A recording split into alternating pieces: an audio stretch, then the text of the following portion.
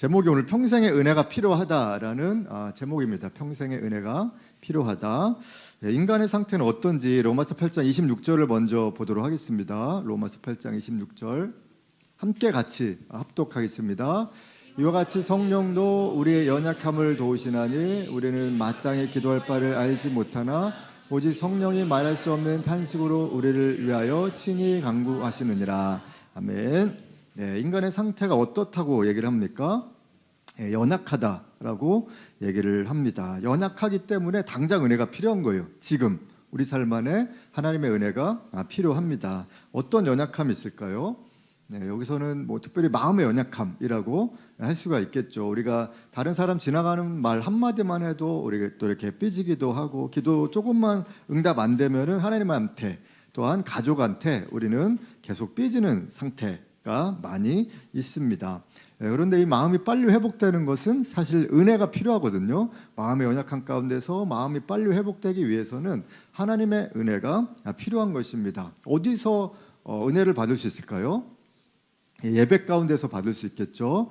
우리는 오늘 예배하러 나왔었고요. 또 이제 중보하러 나오고 또 영적 전쟁하러 또 이 땅에 또 신촌에 또 젊은 세대들이 죽게 돌아오는 것을 또 꿈꾸면서 이 땅에 온 줄 믿습니다.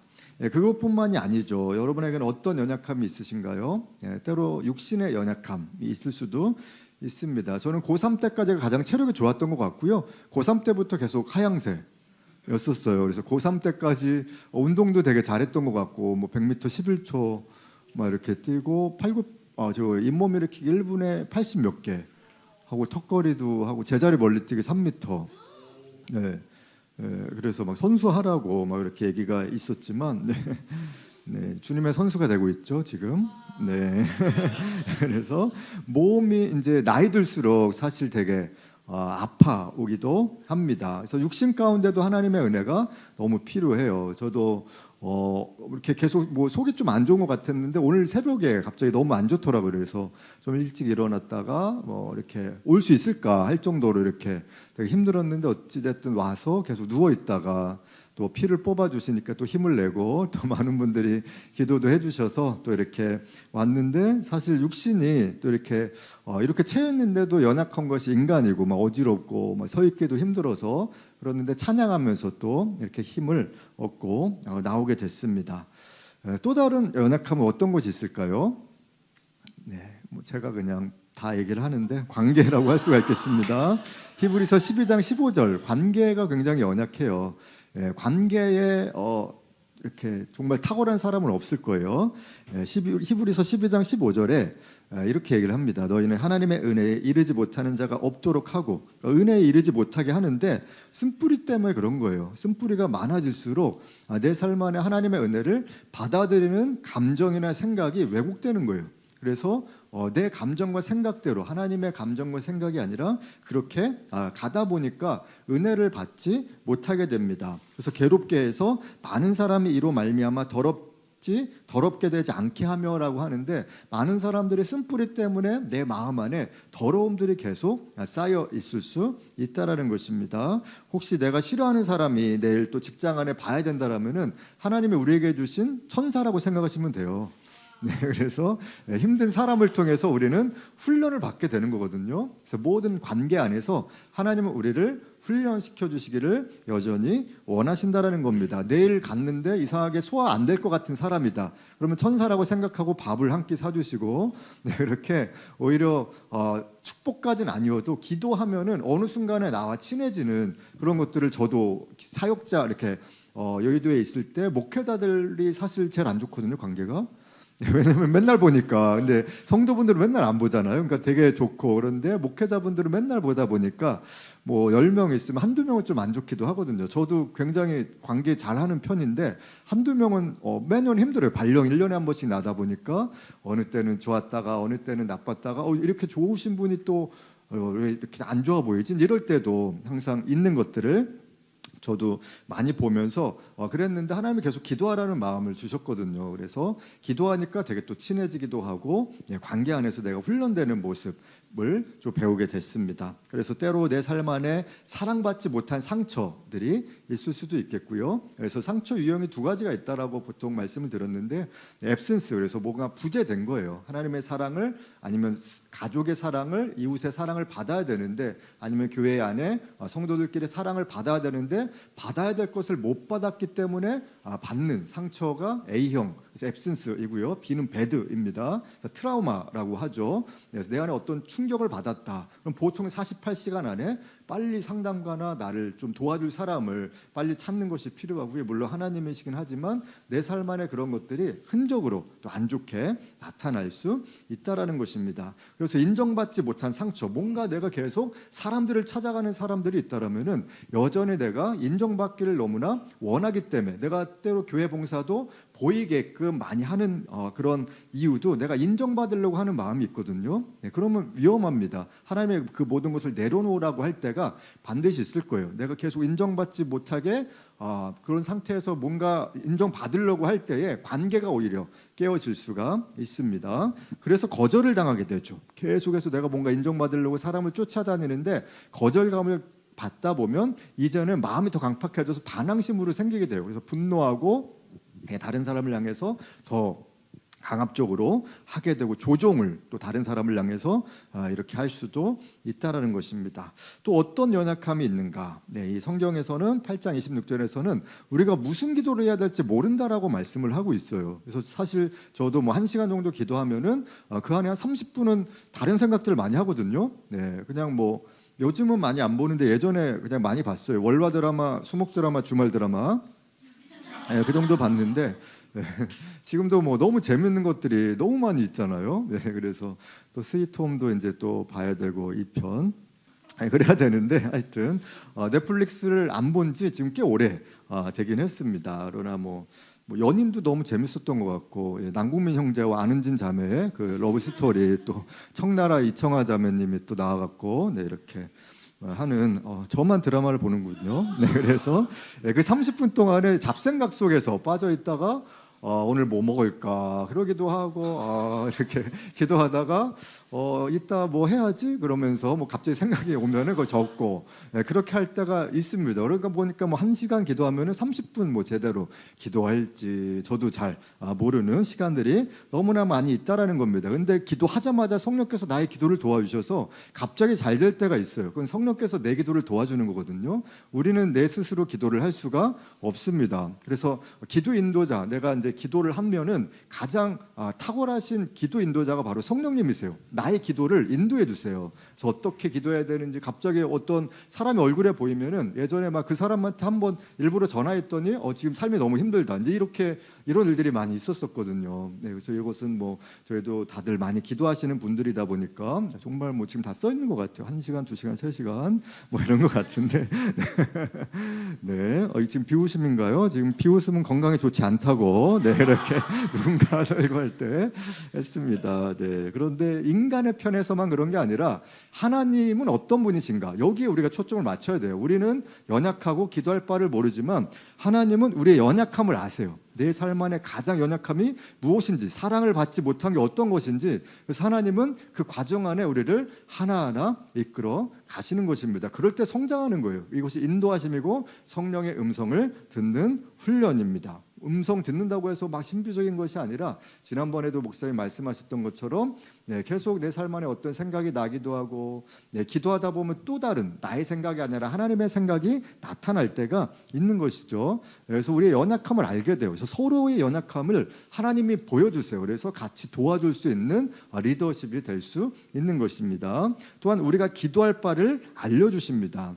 이거 자체가 은혜예요. 우리가 어떤 기도해야 될지 모르지만은 성령께서 계속해서 기도의 내용들을 내 삶 안의 노트에 적게끔 해 주십니다. 그래서 사실상 인생의 모든 영역에서 하나님의 은혜가 반드시 필요한 거예요. 로마서 8장 29절 30절 함께 같이 읽어보도록 하겠습니다. 8장 29절 30절. 하나님이 미리 아신 자들을 또한 그 아들의 형상을 본받게 하기 위하여 미리 정하셨으니 이는 그로 많은 형제 중에서 맏아들이 되게 하려 하심이니라. 또 미리 정하신 그들을 또한 부르시고 그들을 또한 의롭다 하시고 다신 그들을 또한 영화롭게 하셨느니라. 아멘. 첫 번째로 하나님이 미리 우리를 정하셨어요. 모태에서부터. 바울의 고백이죠. 우리 어머니 태에서부터 하나님이 미리 우리를 정하셨다라고 합니다. 예, 그 다음에 정하셨는데 정하신 것이 하나님의 은혜예요. 어떤 사람은 구원받고 구원받지 못하는데 그것이 하나님의 은혜이다라는 겁니다. 물론 우리가 복음을 계속 증거해야 될 필요는 반드시 있습니다. 그래서 균형이 필요한 거죠. 그러나 이곳에 있으신 분들은 하나님의 나를 정하셨다라는 것 자체가 얼마나 큰 은혜인지 알아야 됩니다. 11월에 특별히 추수감사 주일이고 또 어저께 2주년 예배, 저도 페이스북 전소희 목사님 페북 친구거든요.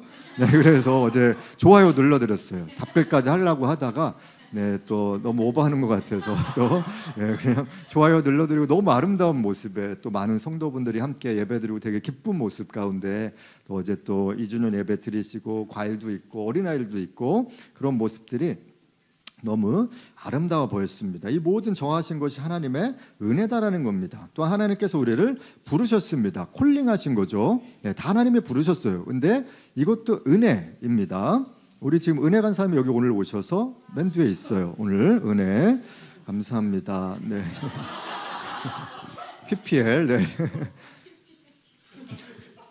그 다음에 우리를 의롭게 하시다고 하셨어요. 이것도 은혜거든요. 지금 은혜 계속 나올 거예요. 은혜. 그래서 은혜인데 부르셨어요. 네, 의롭게. 그 다음에 의롭게 부르셨다는 칭이거든요. 네, 칭의 의롭게 부르셨다, 칭하셨다.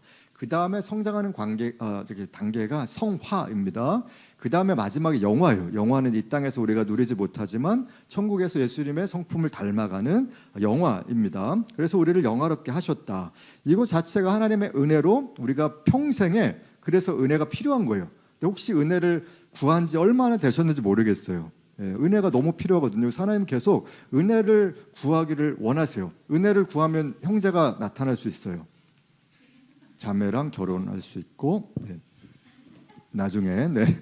또 하나님의 때에 네, 그런 거죠. 네. 죄송합니다. 제가 상태가 오늘 좀 네.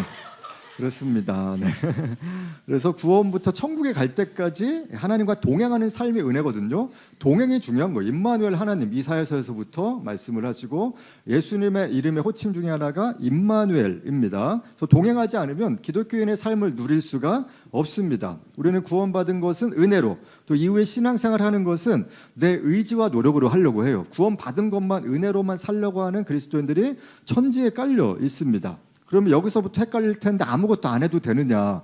그런 게 또 아닌 거죠. 그것의 핵심은 누가 주인인가에 따라 다른 거예요. 그러니까 하나님이 내 삶의 주인인가? 내가 내 삶의 주인인가? 인생의 주어가 누구인가에 따라서 내가 은혜를 따라가는가 아니면 은혜가 아니라 율법주의에 계속 원래는 은혜를 받았지만 율법주의에 빠져나가는가. 요한복음 1장에 은혜와 진리가 나타나 있고 그 다음에 율법이 나오거든요. 은혜와 진리는 한 균형 잡힌 하나님의 어떤 원칙이에요. 그러나 그 반대가 바로 율법입니다. 구원을 내가 은혜로 받았지만 율법으로 빠져나가는 그리스도인들이 너무 많이 있다라는 겁니다. 그래서 제자 훈련할 때 로드십이라고도 하고 주제권, 그리스도의 주제권, 제자도라고 강의를 이 주제로 하기도 하죠. 그래서 하나님이 하실 일, 내가 할 일을 구분해서 해야 되는데 하나님이 할 일을 내가 하고 내가 할 일은 안 하고 하나님이 하게끔 막 이렇게 하나님 왜 안 해주시냐 이제 본인이 해야 되거든요. 수능생도 공부하려면은 본인이 수능 잘 보게 해달라고 공부를 또 은혜도 있지만 그리고 또 우리 부모님들은 항상 이제 요셉처럼 되게 해달라고 얘기하잖아요. 요셉처럼 되려면 우리 요셉은 지금 노예로 한번 팔려가야 되거든요.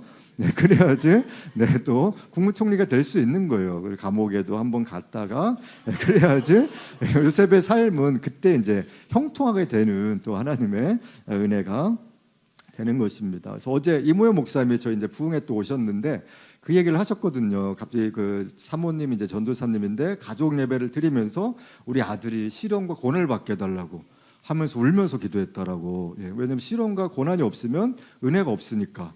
일반적으로 그렇거든요. 저도 지금 계속 오늘 오면서 은혜를 엄청 구했거든요. 속이 너무 이상하고 막 이렇게 계속 어지럽고 그래서 버스 탈 수 있을까 해서 비닐도 계속 갖고 다녔어요. 혹시라도 나올까 뭐 이렇게 비닐.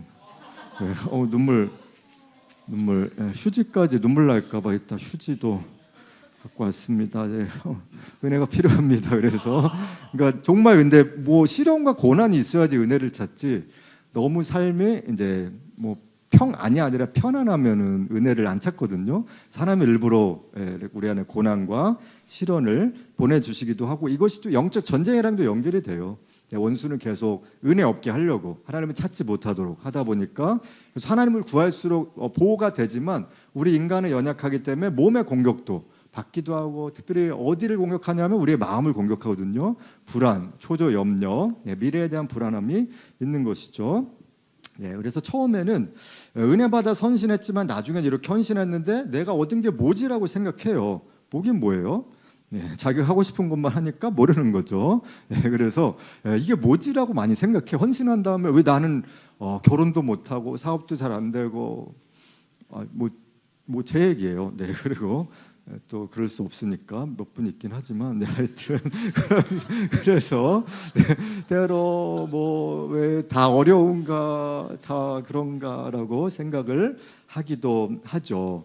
그런데 때로는 뭐 하나님의 은혜이기도 하고 또 훈련이기도 하지만, 그냥 내가 그냥 내 중심으로 살다 보니까 이렇게 되는 경우도 많다라는 겁니다. 그래서 은혜를 믿는 것, 또한 은혜를 누리며 사는 것은 전혀 다른 문제예요. 내가 은혜를 믿습니다라는 것과 은혜를 누리며 사는 것은 천지 차이예요. 그래서 머리와 세상에서 가장 가깝고 먼 거리가 머리와 가슴 사이라고 하는데, 머리로 은혜를 믿는 것과 마음으로 은혜를 누리는 것은 엄청난 차이, 그 결과가 완전히 달라지는 겁니다. 하나님과 나와의 관계성이 중요하거든요. 그래서 우리는 계속 친밀함에 대해서 계속 얘기를 많이 하죠. 그런데 하나님과 나와의 관계는 은혜에 기초하고 있어요. 그러니까 내가 뭔가 하려고 하는 게 아니라 하나님이 나를 위해서 죽으시고 또 부활하시고 성령을 보내주셔서 그거를 나와 함께 누리기를 여전히 원하시는 거예요. 예전에 예수님과 함께 누렸다라면은 예수님이 했던 것보다 더 큰 걸 할 거다라고 요한복음에 말씀하신 것처럼 우리와 함께 그것을 누리기를 여전히 예수님은 원하고 계시다라는 거예요.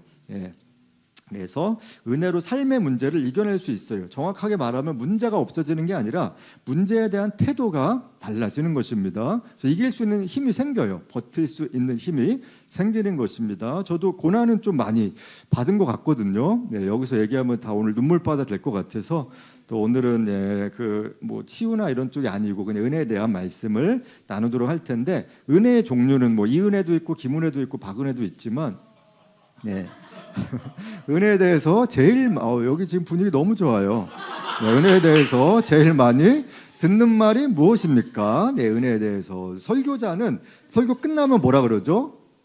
사람들이 은혜 받았습니다. 그런 얘기를 사실 되게 많이 받습니다. 그래서 모든 사실 상황 속에서 은혜가 필요합니다. 은혜 받았습니다라고 할 때, 예전에 청소년 예배 드리고 났더니 되게 은혜가 있었어요. 청소년 예배 때 은혜가 있기 쉽지 않거든요. 주일날에. 주일날은 그냥 암흑이다라고 생각하면 되고요. 그냥 내 영성을 다 빼앗기고 온다라고 보시면 되고, 이상하게 졸립고 지쳐요. 그 청소년 예배만 갔다 오면 주일날. 뭐 수련회나 평일날은 괜찮은데 주일날은 그만큼 은혜가 예전보다 죄가 너무 많아갖고 청소년들이 그래서 그런데 진짜 은혜가 있었거든요. 그랬더니 어떤 청소년이 오더니 목사님 오늘 설교 준비 많이 하셨나 봐요. 그렇게 얘기하더라고요. 그래서 그렇지라고 하면서 속으로 너나 잘해라 그렇게 얘기를 했던 적이 있는데, 요즘에는 또 지난 우성환 목사님 얘기하다가 설교 은혜 받으면 애들이 와서 이렇게 얘기한대요. 고퀄리티시네요. 고퀄리티. 그래서 그럼 은혜 못 받으면 저퀄리티냐? 이제 속으로 이렇게 저도 얘기를 하고 싶습니다. 저퀄리티라고 하면 기분이 나쁘겠죠. 이제 은혜 받았습니다라고 이렇게 표현을 하고 있습니다. 그 다음에 은혜는 그냥 공짜 선물입니다. 자격 없는 나. 우리가 아무것도 받을 자격이 없음에도 받는 것입니다. 그런데 공짜라고 해서 우리는 은혜를 너무 값싼 은혜로 이렇게 생각을 많이 하거든요. 근데 은혜는 값비싼 은혜예요. 우리 얼마나 귀합니까? 은혜자매님, 값비싼 은혜로 이렇게 하나님께서 태어나게 하시고 여기까지 인도해 주셨는데, 마찬가지예요. 왜냐하면 보이잖아요. 근데 우리는 은혜가 안 보이다 보니까 너무 값싼 것처럼 생각할 때가 있어요. 구원받았기 때문에 이제는 마음대로 살아도 돼 라고 생각을 하는데, 그런 것이 아니죠. 그래서 눈에 보이면 진짜 그러지 않을 텐데, 은혜 자체가 눈에 보이지 않다 보니까 우리는 너무나 값싼 행동을 합니다. 그래서 은혜의 수단이라는 폴트립이라는 분이 얘기를 했는데, 성도를 온전케 하시는 하나님의 선물이 바로 은혜다라고 기록을 하고 있습니다. 그래서 에베소서 2장 8절 9절의 말씀, 신혼부부가 좋아하는 말씀이에요. 에베소서 신혼부부. 그래서 에베소서 2장 8절 9절 젊은 부부들한테 많이 이 말씀 에베소서 저도 많이 설교하고 싶어요. 에베소서 2장 8절로 9절 함께 읽도록 하겠습니다. 너희는 그 은혜에 의하여 믿음으로 말미암아 구원을 받았으니 이것은 너희에게서 난 것이 아니요 하나님의 선물이라. 행위에서 난 것이 아니니 이는 누구든지 자랑하지 못하게 함이라. 아멘. 그 다음에 구원과 관련된 은혜예요. 구원의 은혜인 거죠. 세상은 두 부류로 나눠집니다. 선교학적 관점에서 은혜 받은 사람과 은혜 받지 않은 사람 두 부류로 나눠지게 됩니다. 고린도후서 6장 1절로 2절 함께 있습니다. 우리가 하나님과 함께 일하는 자로서 너희를 권하노니 하나님의 은혜를 헛되이 받지 말라. 이르시되 내가 은혜 베풀 때에 너에게 듣고 구원의 날에 너를 도왔다 하셨으니 보라 지금은 은혜 받을 만한 때요 보라 지금은 구원의 날이로다. 아멘. 지금 은혜를 받을 만한 때라고 말씀하고 계세요. 그래서 지금 빨리빨리 찾아야 되거든요. 지금 구원의 날이다라고 말씀을 하고요. 하나님의 은혜를 헛되이 받으면 안 된다. 내 은혜는 혼자 하는 게 아니라 하나님과 함께 일하는 자라고 분명히 말씀을 하고 있습니다. 그래서 우리 모두 은혜가 필요해요. 히브리서 4장 16절 그러므로 우리는 긍휼하심을 받고 때를 따라 돕는 되게 중요한 거거든요. 아무 때나 하나님께서 우리의 때에 하나님의 타이밍에 도와주시는 것이 바로 은혜입니다. 이것을 얻기 위해서 은혜의 보좌 앞에 담대히 나아갈 것이니라. 날마다 지성소 앞에 나가서 은혜를 달라고 기도해야 돼요. 하나님 때를 따라서 도와주시옵소서라고 기도 제목이 있어야 됩니다. 히브리서 12장 28절에 그러므로 우리가 흔들리지 않는 나라를 받았은즉 은혜를 받자 이로 말미암아 경건함과 두려움으로 하나님을 기쁘게 섬길지니. 하나님을 어떻게 경건함으로 섬길 수 있습니까? 은혜를 받아야 돼요. 네, 은혜가 있으면은 갑자기 하나님을 예배하는 마음이 쑥 생겨요. 그러면 중보의 마음이 생기는데 원수는 중보자를 엄청 싫어하기 때문에 영적 전쟁을 할 수 있는데 하나님의 기름 부심으로 싸우는 거예요. 내 이름으로 싸우는 게 아니라 하나님의 전신갑주로 기름 부심으로 싸우는 것입니다. 시편 25편 16절에 주여 나는 외롭고 괴로우니. 혹시 여러분들의 마음이 아니신가요? 나는 외롭고 괴로우니 내게 돌이키사 나에게 은혜를 베풀어 주십시오. 괴롭고 외로울 때 하나님의 은혜를 베풀어 달라고 반드시 기도 제목 가운데 있어야 됩니다. 저도 요즘 맨날 기도 제목이 은혜 달라고 기도하거든요. 은혜를 달라고 계속 기도하고 있습니다. 그랬더니 은혜 간사님이 저희 간사로 이렇게 또 콜링을 했었고요. 네. 그다음에 내가 할 수 없는 영역인데 되는 것, 그것이 은혜예요. 마치 내 뒤에 백 같은 약간 나를 밀어주는 사람, 내가 아무것도 안 한 것 같은데 뭔가 지금 하나님의 나를 도와주시고 있는 것 같은 느낌이 들 때 그것이 또한 내가 은혜 가운데 있다라는 겁니다. 그래서 평상시에 기도를 많이 쌓아놔야 돼요. 기도를, 하나님과의 친밀함의 기도를. 그러면 삶의 어려움이 있을 때 나도 모르게 암송이 나오거나 하나님의 성품을 우리가 예배할 수 있는 것입니다. 은혜 아니면 1초도 살아갈 수 없네라는 존재라고 인식하고 고백해야 돼요. 이따 찬양할 텐데 은혜 아니면 살아갈 수가 없는데 은혜 아니면 1초라도 살아갈 수가 없네. 저는 더 플러스 했어요. 1초라도. 그래서 너무나 중요한 가사의 내용이죠. 은혜를 선심 정도로만 생각해요. 그냥 하나님이 그냥 우리에게 이걸 주셨지라고 선심 정도로만 생각하니까 별로 구하지 않는데 바울 서신서의 모든 인사, 그때 당시의 인사법이기도 했지만 은혜와 평강이 너에게 있을지어다라는 이거 자체가 얼마나 큰 축복의 인사인지 우리는 알아야 됩니다. 은혜는 하나님이 주시는 선물인데 그 선물이 있어야지 평강이 있는 거예요. 평강. 근데 우리는 이 은혜의 결과인 평강이 없는 이유는 은혜가 없어서 그런 거예요. 그래서 두 가지가 함께 가는 겁니다. 결론 말씀드립니다. 오늘은 제가 오래 못 뱉을 것 같아요. 그래서 오늘은 좀 이렇게 결론을 말씀드리는데 은혜는 인생 전체에 필요한 거예요. 구원에서부터 우리의 신앙 성장과 또 천국에 가는 그 과정 안에 모든 영역 안에서 은혜가 필요합니다. 어떤 문제에서도 모든 것이 은혜예요. 먹고 사는 것도 은혜입니다. 그런데 결론은 조용희 목사님도 예전에 많은 분들이 이렇게 얘기를 했거든요. 당신은 알미니안주의 아닙니까? 알미니안주의는 이제 예정보다도 내 의지로 이렇게 신앙생활을 하는 그랬는데 젊었을 땐 내가 알미니안주의였는데 갈수록 칼빈주의로 바뀌었다. 그러니까 하나님이 나를 예정해 주셨구나라는 이제 그 신학적 입장으로 이제 나이 들수록 그런 것들을 얘기를 하셨는데 저도 맞는 것 같아요. 처음에는 막 내가 하는 줄 알았더니 결국에는 하나님께서 하셨구나라고 고백할 수 있게 되는 겁니다. 그것이 바로 내가 한 것 같지만 주님의 은혜로 살아가는 것입니다. 그래서 은혜 없는 삶을 사실 어떻게 알 수 있어요? 여러분들 주변 안에 은혜가 좀 없는 사람 본 적 있으세요? 은혜 없는 사람.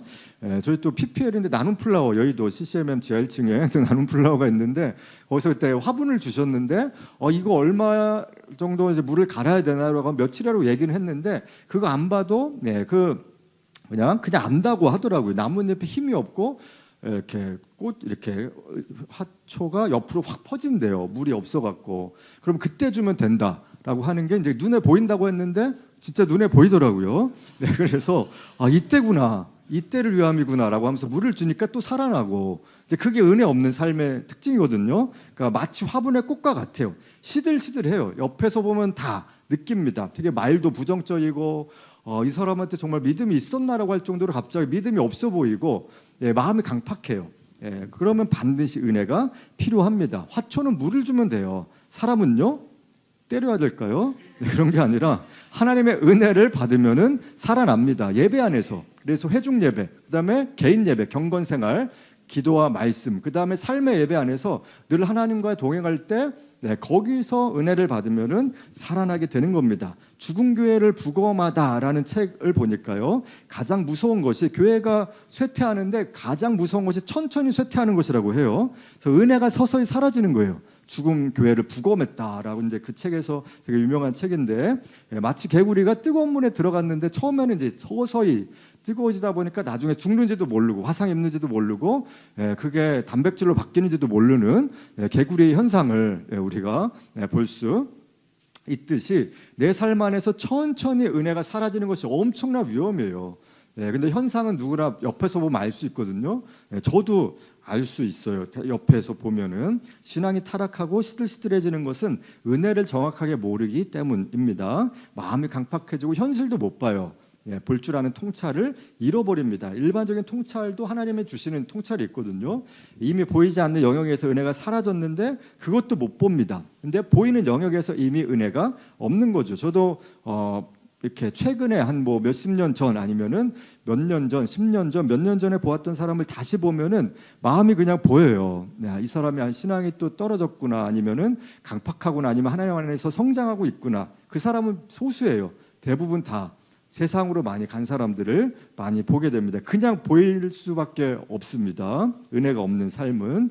베드로전서 5장 5절은 젊은 자들의 이와 같이 장로들에게 순종하고 다 서로 겸손으로 허리를 동이라. 하나님은 교만한 자를 대적하시되 겸손한 자들에게는 은혜를 주시느니라. 베드로는 은혜가 무엇인지 아는 제자였어요. 자기가 이렇게 예수를 배반했음에도 불구하고 은혜가 그래서 이렇게 중요하구나라고 해서 겸손을 엄청나게 강조를 합니다. 겸손한 자에게 은혜를 주시고 교만한 자를 대적인데, 대적은 우리를 막 때리시는 게 아니에요. 가장 큰 유기는 침묵입니다. 그래서 말라기부터 마가복음 전까지 한 400년 정도 침묵 기간이 있거든요. 하나님 아무 말씀을 안 하십니다. 가장 큰 유기가 그냥 내버려 두는 거예요. 그러니까 가장 큰 심판이. 그래서 우리 아이도 막 이렇게 말 안 들면은 그냥 놓고 가는 부모가 가끔 있어요. 그건 진짜 유기거든요. 근데 대부분은 데리고 가죠. 그것이 사랑하기 때문에 혼내도 데리고 가는 거예요. 근데 우리 안에 하나님이 이럴 때 정말 위험하다. 내가 은혜가 없는데 왜 정말 삶이 편할까? 그것만큼 위험한 것은 없다라는 거예요. 빨리 돌이켜야 됩니다. 야고보는 어떻습니까? 4장 6절에 그러나 더욱 큰 은혜를 주시나니 그러므로 일렀으되 하나님의 교만한 자를 물리치시고 겸손한 자에게 은혜를 주신다 하였느니라. 라고 말씀합니다. 여기 보면 일러스되라고 합니다. 이것은 뭔가 성경에 말씀하고 있다라는 건데 이것이 잠언 3장 34절에 있어요. 잠언 말씀이거든요. 진실로 그는 거만한 자를 비웃으시며, 교만이 이제 거만이고 겸손한 자에게 은혜를 베푸신다, 비웃으신다라고 말씀을 하고 있습니다. 이것이 구약과 신약에 나타나는 은혜 없는 그리스도인의 삶의 결말입니다. 그래서 우리는 다른 교훈에 끌리면 안 되고요. 마음이 은혜로 굳게 서야 됩니다. 히브리서 13장 9절에 여러 가지 다른 교훈에 끌리지 말라. 마음은 은혜로서 굳게 함이 아름답고. 그래서 마음을 항상 은혜 가운데 있게 해야 된다는 거예요. 스탠드 폼인데 서 있어야 된다는 겁니다. 음식으로서 할 것이 아니니, 세상 것을 의미하고 있죠. 음식으로 말미암아 행한 자는 유익을 얻지 못할 것이다 라고 합니다. 그래서 은혜 가운데 있는 사람은 로마서 8장 28절, 오늘 말씀 중에 또 한 구절인데 말씀을 머리가 아닌 마음으로 믿는 사람입니다. 우리 함께 같이 합독하도록 하겠습니다. 우리가 알거니와 하나님을 사랑하는 자, 곧 그의 뜻대로 부르심을 입은 자들에게는 모든 것이 협력하여 선을 이루느니라. 아멘. 그래서 하나님을 사랑하는 사람이 조건인 거고요. 그다음에 하나님의 뜻대로 부르심을 받은 모든 사람들은 모든 것이 협력하여 선을 이룬다라는 거예요. 저도 과거가 되게 암울했는데 왜 그랬는지 요즘에서야 이제 이해가 되고요. 인생의 뭐 절반을 그렇게 뭐 살았는데도 왜 그랬는지 몰랐지만 요즘에서야 조금씩 알아가고 있습니다. 그리고 또 다른 또 앞으로의 미래는 지금은 모르고 뭐 천국에 가서 또 알 수 있겠지만은 하나님의 어떤 부르심이 있다라는 것이고요. 그래서 하나님이 이렇게 나를 합력하여 선을 이루셨구나라는 것들을 보게 됩니다. 그래서 여의도 수능 볼 때에도 일단 좀 수능 을 제대로 못 봐서 이렇게 나중에 이렇게 어디를 갈까 하다가 신학교에 그냥 갔었거든요. 그래서 신학교 가서 그냥 할 일 없어서 그냥 택견이나 배웠어요.